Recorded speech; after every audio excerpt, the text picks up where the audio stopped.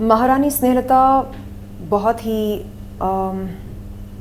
ज़िद्दी होती है, एम्बिशियस होती है और मुझे लगता है कि उनके साथ रिलेट कर पाना मेरे लिए ज़्यादा मुश्किल नहीं था, क्योंकि मैं भी उन्हीं की तरह ज़िद्दी हूँ और एम्बिशियस हूँ। गर्भवती महिला का मैं किरदार निभा रही थी, तो मैंने ये सोचा कि असल ज़िंदगी में अगर मैं गर्भवती होती और अगर मैं उस समय बच्चा पैदा कर रही होती तो मैं कैसा फ़ील कर रही होती, और अगर उस बच्चे को मुझसे कोई दूर कर रहा होता तो मैं कैसा फ़ील कर रही हो, और अगर रिएक्ट नहीं कर रही हो तो किस तरह ख़ुद को समेट कर रखी हो। तो ये सब दिखता है। लोग अंधे नहीं हैं, लोग समझदार हैं, होशियार हैं, सब देखते हैं, समझते हैं। तो बस अपने काम पर फोकस करो। और इस सीख के लिए, इस मैसेज के लिए मैं अपने चहीते दोस्त का धन्यवाद करना चाहूँगी। हमने किस तरह के किरदार निभाए हैं, एक नहीं 2 किरदार निभाए हैं, डबल रोल, डबल धमाका। तो आपकी फीडबैक का मुझको इंतज़ार रहेगा।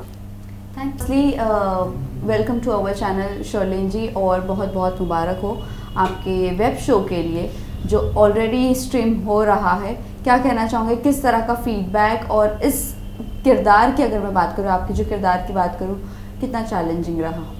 आपकी शुभकामनाओं के लिए धन्यवाद, थैंक यू सो मच। मैं सबसे पहले आभार व्यक्त करना चाहूँगी एकता कपूर जी का, जिन्होंने मुझको पौरुषपुर 3 में डबल रोल करने का अवसर दिया। पौरुषपुर 2 में मैंने महारानी स्नेहलता की भूमिका निभाई, और पौरुषपुर 3 में न केवल महारानी स्नेहलता की भूमिका निभाई बल्कि विषकन्या भौमिका की भूमिका निभाने का भी मुझको एक सुनहरा अवसर दिया गया। और मैं ख़ुद को बहुत ही खुशकिस्मत मानती हूँ, क्योंकि मुझको एक ऐतिहासिक वेब सीरीज़ में डबल धमाका करने का एक अद्भुत मौका मिला। वेल, आपके जो कैरेक्टर्स थे, उस कैरेक्टर में क्या आपके लिए चैलेंजिंग पार्ट था? महारानी स्नेहलता बहुत ही ज़िद्दी होती है, एम्बिशियस होती है, और मुझे लगता है कि उनके साथ रिलेट कर पाना मेरे लिए ज़्यादा मुश्किल नहीं था, क्योंकि मैं भी उन्हीं की तरह ज़िद्दी हूँ और एम्बिशियस हूँ। और रही बात विषकन्या भौमिका की, तो वो बहुत ही बहादुर होती है, और उसके अंदर मेरे ख्याल से कम 1000 सांपों का जहर होता है। तो मेरे अंदर वो जहर तो नहीं है, लेकिन हाँ, वक्त आने पर मैं नागिन बनकर डस सकती हूँ। वेल, शर्लिन जी, आपको हमने बहुत बेबाक देखा है, बोल्ड देखा है। आप हो वैसे, no doubt, but on screen कितना कंफर्ट जोन आप महसूस करती हो या अनकंफर्ट फील करती हो जब बोल्ड सीन्स की बात आती है, इंटीमेट सीन्स की बात आती है? मेरे ख्याल से अगर आप इंटीमेसी को एक कविता या पोइट्री के रूप में दर्शाते हैं तो वो बहुत ही खूबसूरत लग सकता है। और मैंने देखा कि पौरुषपुर 3 के सेट्स पर जब बोल्ड सीन्स या इंटीमेट सीन्स की शूटिंग करी जाती थी, तो वहाँ पर महिला असिस्टेंट डायरेक्टर्स और महिला स्टाइलिस्ट्स को मौजूद रखा जाता था, ताकि एक्टर्स बहुत ही कंफर्टेबल महसूस करें। और इस बात के लिए मैं पूरी टीम को धन्यवाद देना चाहूँगी, जो उन्होंने हमें कंफर्टेबल फील करवाया। और हम बहुत ही प्यार से और बहुत ही सरलता से बोल्ड सीन्स को अंजाम दे सके, क्योंकि जब माहौल बहुत ही कंफर्टेबल होता है, जब ऐसा लगता है कि हम कुछ अच्छा करने जा रहे हैं, तो ख़ुद ब खुद अंदर से हमारी सबसे बेहतरीन फीलिंग्स बाहर निकल कर आती हैं। And I think that is one of the secrets to executing bold scenes, to make the actors feel very comfortable. Well, इसी के साथ साथ आपका एक सीन प्रेगनेंसी वाला भी है, उसमें आप कितनी कंफर्टेबल थी? और हमने देखा भी था वो आपका एक फ़ोटो आउट हुआ था और वीडियो था समथिंग जी। सो क्या कहना चाहूँगी, आप उसमें कितनी कंफर्टेबल थी? मैंने अपने लेट मैनेजर से एक बात सीखी। वो हमेशा कहते थे ज़िंदगी ऐसे जियो जैसे कि एक्टिंग कर रही हो, और एक्टिंग ऐसे करो जैसे कि ज़िंदगी जी रही हो। तो जब एक गर्भवती महिला का मैं किरदार निभा रही थी, तो मैंने ये सोचा कि असल ज़िंदगी में अगर मैं गर्भवती होती और अगर मैं उस समय बच्चा पैदा कर रही होती तो मैं कैसा फ़ील कर रही होती, और अगर उस बच्चे को मुझसे कोई दूर कर रहा होता तो मैं कैसा फ़ील कर रही होती। तो ख़ुद को उस हालात में रख कर जो कुछ मैंने महसूस किया वो मैंने दर्शाया। और मेरे ख़्याल से हम जब बग़ैर ग्लिसरीन के बतौर एक्टर्स रोते हैं तो इससे ये समझ में आता है कि कहीं ना कहीं हमने अपने इमोशनल बैंक से उन जज्बातों को खोजा, ढूंढ निकाला, जिनके चलते हम रोने पर मजबूर हुए। और आप मेरे डायरेक्टर से पूछ सकते हैं कि मैंने किसी भी सीन के लिए ग्लिसरीन का इस्तेमाल नहीं किया। यानी बस दुख भरे लम्हों को याद करके मैंने अपने आंखों में आंसू लेकर आए। यानी बहुत मुश्किल होता है ये करना। मेरे ख्याल से ऐसे कई कलाकार होते हैं जो ज़्यादा टाइम वेस्ट नहीं करना चाहते हैं, यू नो, दुख भरे लम्हों को याद करना, बीते हुए कष्ट को, दुख को दोबारा महसूस करना, उसमें थोड़ा वक्त लगता है। सबसे आसान होता है कि मेकअप आर्टिस्ट से ग्लिसरीन पूछा जाए और आंखों में लगाया जाए, तुरंत अश्क निकलते हैं। बट मुझे लगा नहीं, मैं उस दर्द को महसूस करना चाह रही थी। तो इसलिए आप देख सकते हैं कि ओवरऑल बॉडी लैंग्वेज में वो दर्द, वो दुख, वो मायूसी, वो सब झलकता है। वेल, जिस तरह आपने कहा कि आपने विदाउट ग्लिसरीन सब चीज़ रोना, इमोशनल होना, और फिर अपनी खुद की बॉडी लैंग्वेज में आना, वो सब चीज़ें एक लम्हा हम देखते हैं आप हर चीज़ों के लिए फ़ाइट करती हो, हर चीज़ों के लिए फ़ाइट बैक करती हो, स्टैंड लेती हो।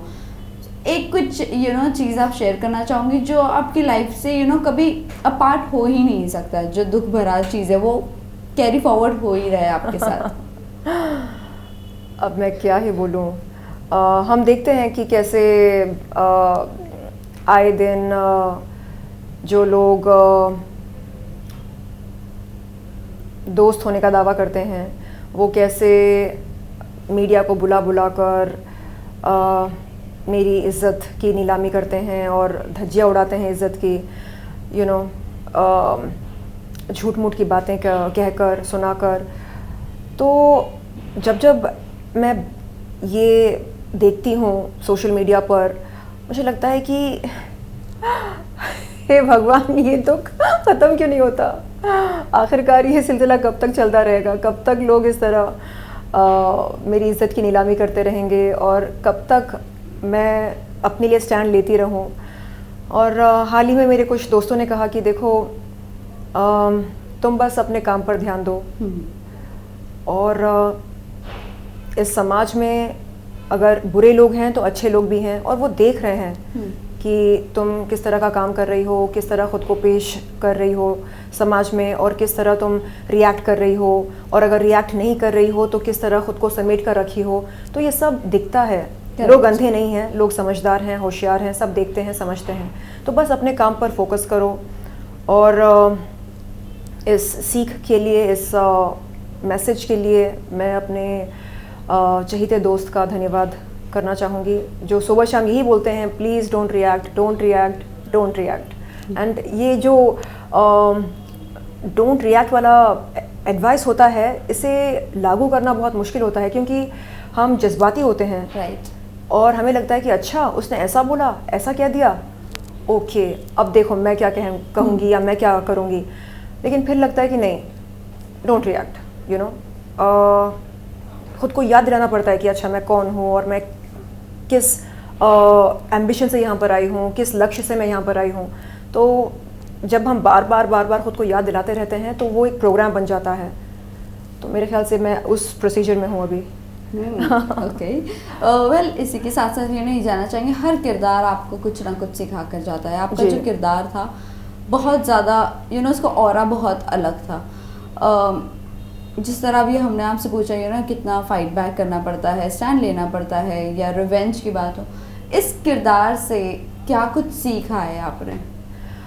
महारानी स्नेहलता एक बहुत ही पावरफुल महारानी होती है, और राज सिंहासन को सुरक्षित रखने के लिए, उस सिंहासन को बचाने के लिए वो कुछ भी त्याग सकती है, चाहे वो खुद की औलाद ही क्यों ना हो।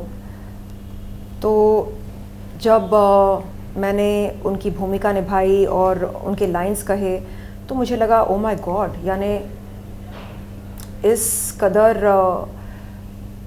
सत्ता की कुर्सी से या राज सिंहासन से प्यार करी जाती है, और ये जो नशा होता है सत्ता का या पावर का, ये इनकम्पेरेबल होता है। इस नशे की तुलना आप किसी और नशे के साथ नहीं कर सकते हैं। तो उस पावर को महसूस करना और सुबह शाम उस पावर के साथ जीना, ये अपने आप में एक बहुत ही अनोखी बात होती है। तो कई बार मैंने चाहा कि मैं आगे चलकर ख़ुद को इतना पावरफुल महसूस करूं कि किसी की कोई भी बात मुझे डिस्टर्ब ना करे। और वही प्रोसेस मैं अभी वही सब चल रहा है, राइट? इग्नोरेंस सबसे ज़्यादा वो पावरफुल लेकिन बाज़ वक्त स्टैंड लेना भी बहुत ज़रूरी होता है।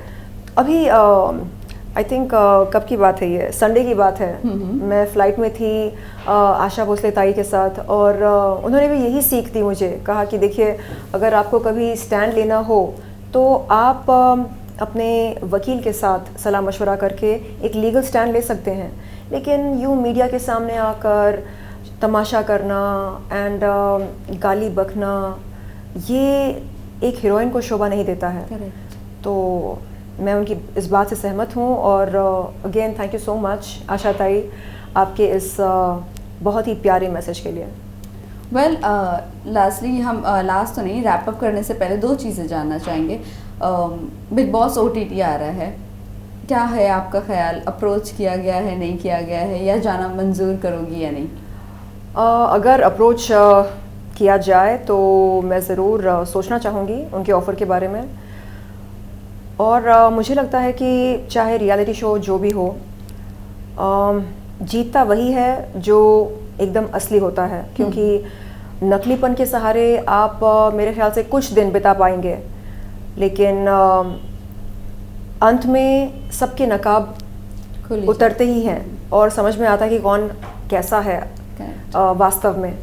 तो मैं चाहूँगी कि लोग जब बाहर निकलें बिग बॉस के घर से, एकदम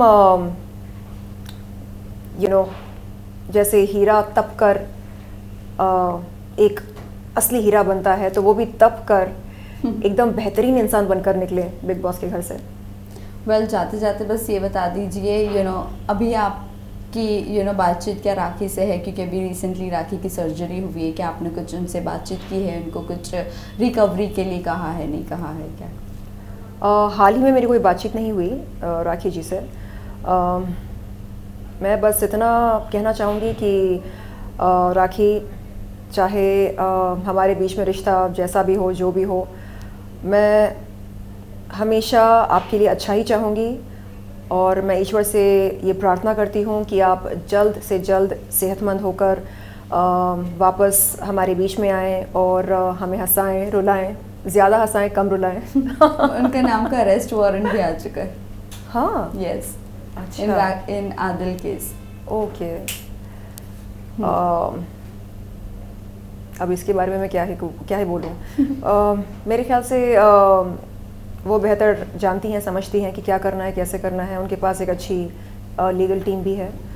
तो फ़िलहाल मैं चाहूँगी कि वो सबसे पहले अपने सेहत पर ध्यान दें और कभी ख़ुद को तन्हा महसूस ना करें। लास्टली मैसेज क्या देना चाहूँगे अपने फैंस एंड व्यूअर्स के? आप लोगों ने पौरुष पुट्टू को ढेर सारा प्यार दिया, इसके लिए धन्यवाद।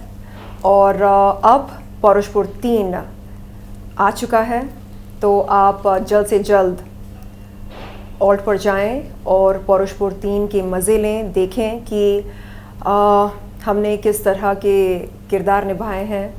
एक नहीं, 2 किरदार निभाए हैं, डबल रोल, डबल धमाका। तो आपकी फ़ीडबैक का मुझको इंतज़ार रहेगा।